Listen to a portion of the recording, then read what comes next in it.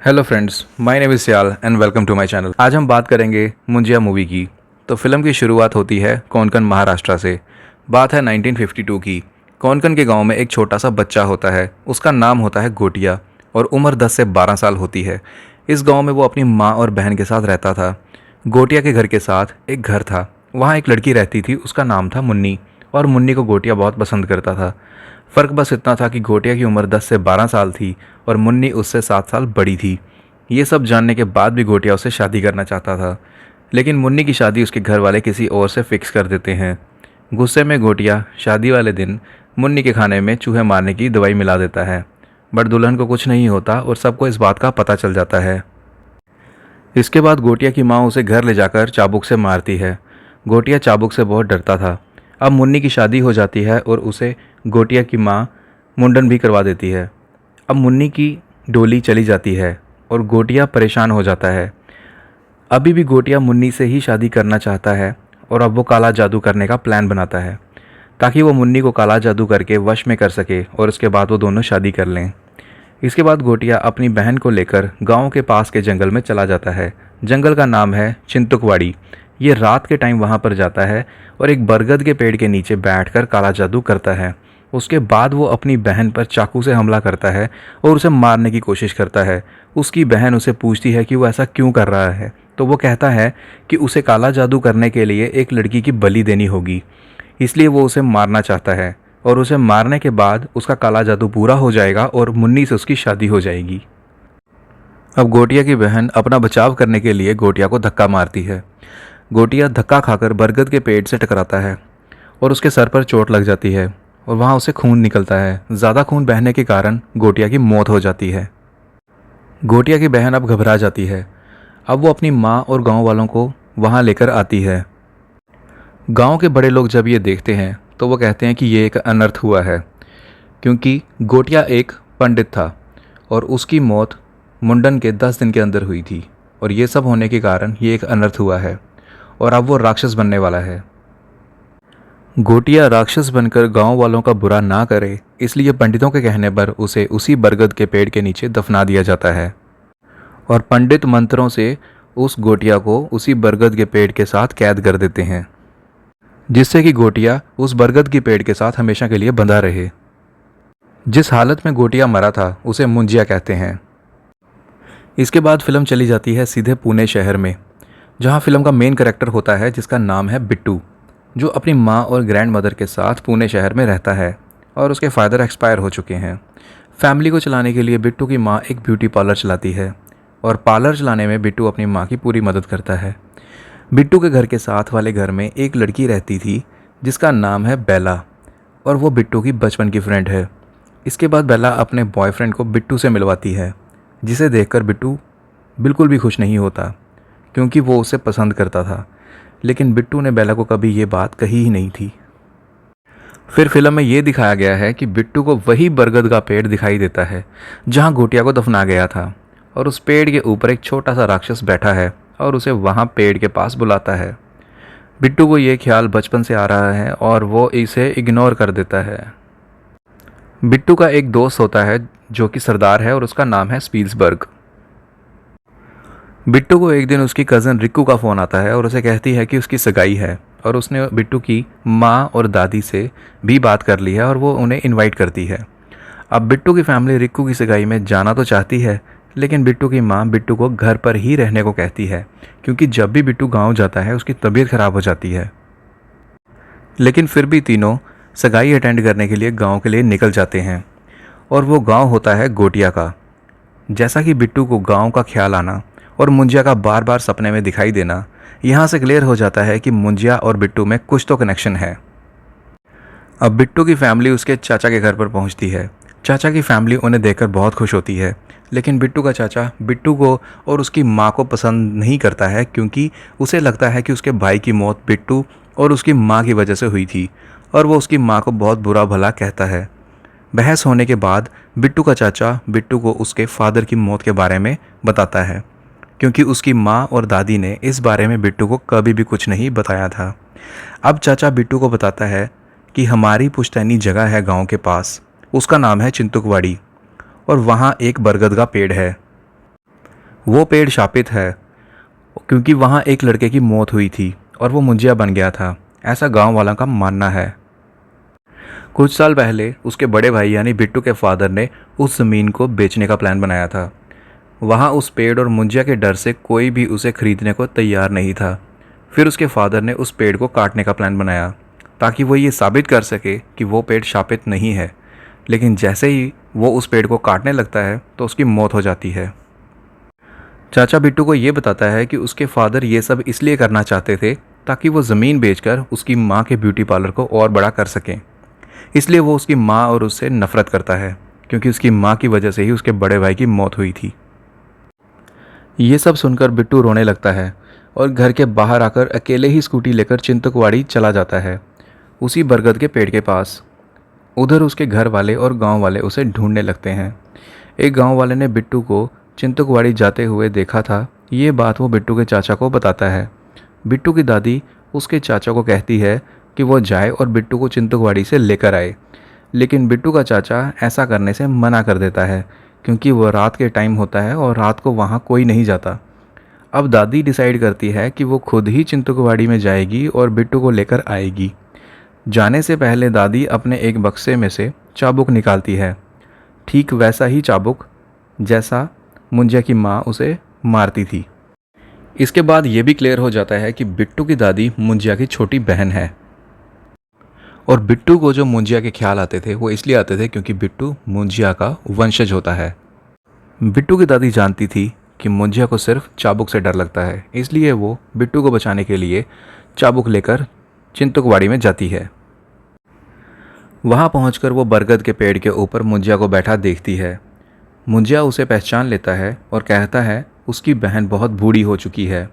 वो मुंजिया को कहती है वो उसके पोते को छोड़ दे, जिसे मुंजिया ने बरगद के पेड़ के नीचे टहनियों से बांध कर रखा होता है। बिट्टू को छुड़ाने के लिए उसकी दादी चाबुक से पेड़ की टहनियों को मारती है, जिससे मुंजिया को नुकसान पहुंचता है।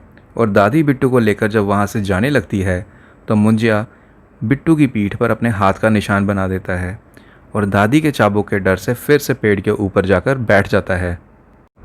अब बिट्टू दादी से पूछता है कि वो कौन था, उसे वो कैसे जानती थी और उसे कैसे पता था कि उसे चाबुक से डर लगता है। फिर दादी बिट्टू को सब बता देती है और बिट्टू को पता चल जाता है कि मुंजिया उसकी दादी का भाई है और वो बिट्टू को भी डर लगने लगता है। लेकिन उसकी दादी उसे कहती है कि डरने की ज़रूरत नहीं है क्योंकि मुंजिया पेड़ से दूर नहीं जा सकता और उसे दोबारा उस पेड़ के पास जाने से मना करती है।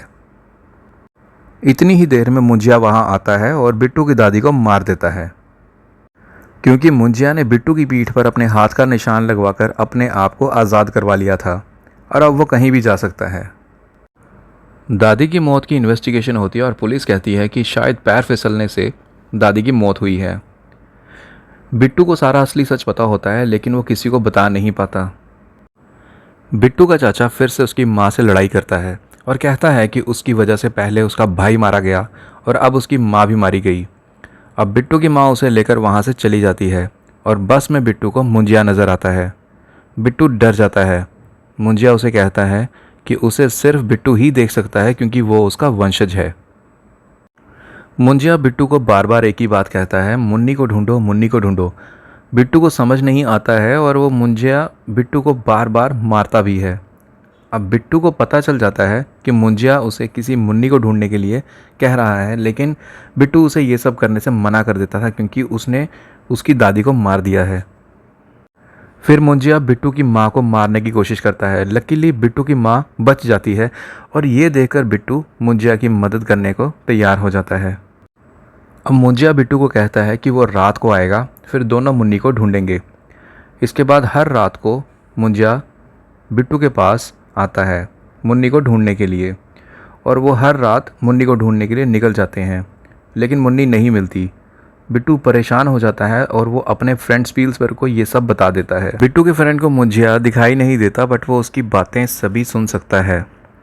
बिट्टू अपने फ्रेंड को ये भी बता देता है कि मुंजिया की शादी जब तक मुन्नी से नहीं होगी तब तक वो उसका पीछा नहीं छोड़ेगा। फिर दोनों दोस्त मिलकर एक प्लान बनाते हैं। स्पील्सबर्ग बिट्टू को कहता है कि हो सकता है मुन्नी भी उसी गांव से हो। ये पता करने के लिए बिट्टू रिक्कू को फ़ोन करता है और मुन्नी के बारे में पता करने को कहता है।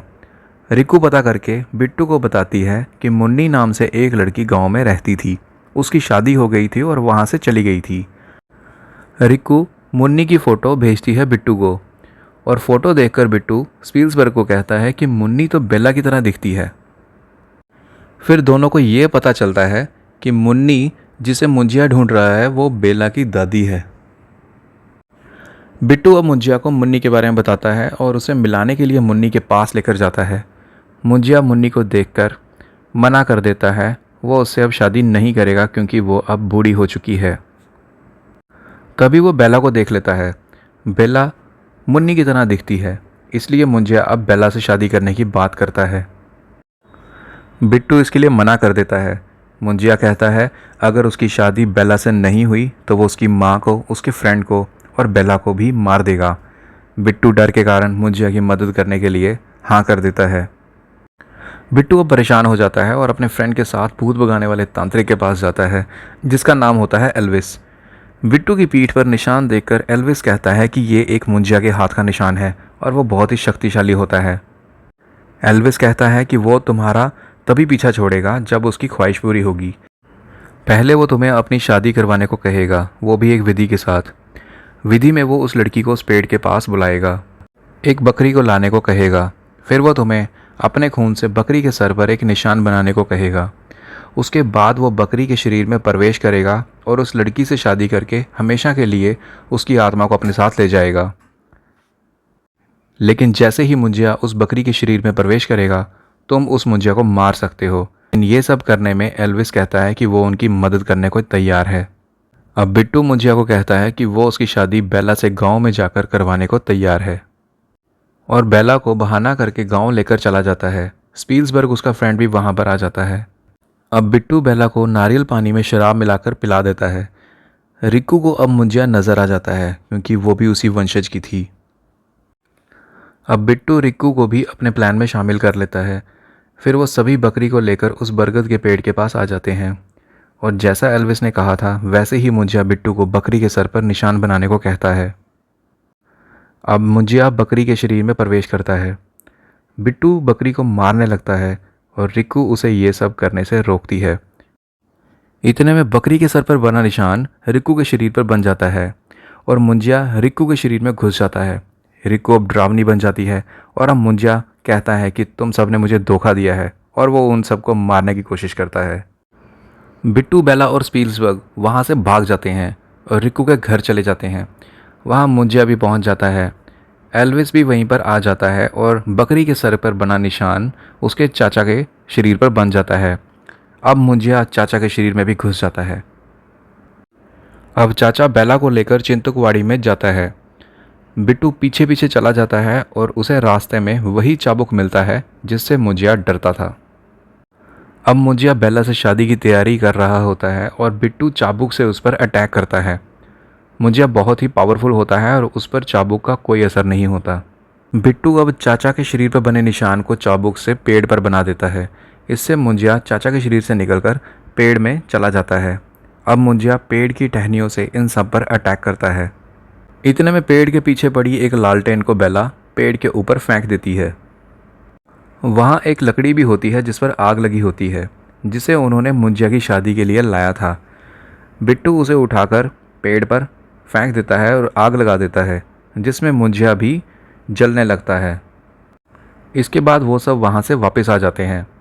अब बिट्टू बेला को लेकर पुणे वापस आ जाता है।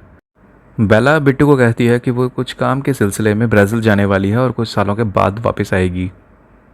इसके बाद कुछ लोग पेड़ को काटते हुए दिखाई देते हैं।